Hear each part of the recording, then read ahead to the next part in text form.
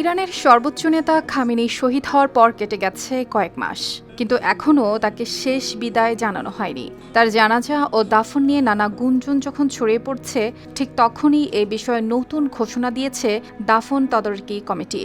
আর সেই ঘোষণায় স্পষ্ট করা হয়েছে, এখনই নয়, পবিত্র আশুরার পরই অনুষ্ঠিত হবে তার রাষ্ট্রীয় জানাজা ও দাফন। ইরানের সংবাদ মাধ্যম ওয়ানা ইরান জানিয়েছে, এ বিষয়ে নিজেদের দ্বিতীয় আনুষ্ঠানিক বিবৃতিতে বিভ্রান্তি দূর করেছে সংশ্লিষ্ট কমিটি।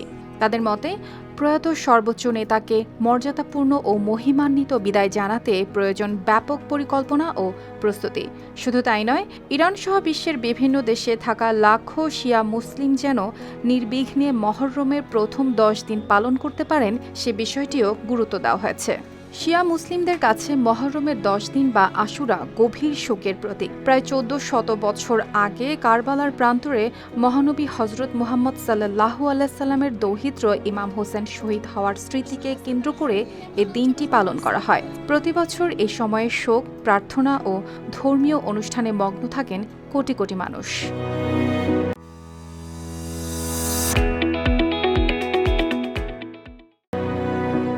এবছর আশুরা 25 ও 26 জুন হতে পারে বলে ধারণা করা হচ্ছে, যদিও এখন পর্যন্ত খামেনির জানাজা ও দাফনের নির্দিষ্ট দিন বা সময় জানানো হয়নি। তবে এতে অংশ নিতে ইচ্ছুক মানুষের জন্য প্রয়োজনীয় সব ধরনের সমন্বয়ের কাজ চলছে বলে জানিয়েছে সংশ্লিষ্ট কর্তৃপক্ষ।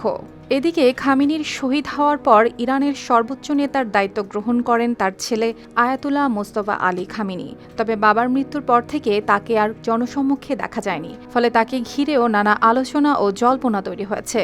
ইরানি কর্মকর্তারা ইতোমধ্যে বিশাল শোকানুষ্ঠানের প্রস্তুতির কথাও জানিয়েছেন। তেহরান, কোম ও মাশহাদে 3 দিনব্যাপী কর্মসূচির পরিকল্পনা করা হয়েছে।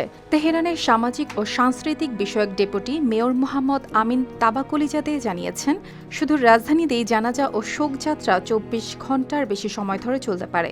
আর সম্ভাব্য প্রায় 2 কোটি মানুষের উপস্থিতি মাথায় রেখেই নেওয়া হচ্ছে সব প্রস্তুতি। কালো পতাকায় মোড়ানো রাজপথ, শোকাহত মানুষের ঢল ও কোটি মানুষের অশ্রুসিক্ত বিদায়ের মধ্য দিয়ে ইতিহাসের অন্যতম বড় রাষ্ট্রীয় শোকানুষ্ঠানের সাক্ষী হতে পারে ইরান। অর্পিতা জাহান, RTV।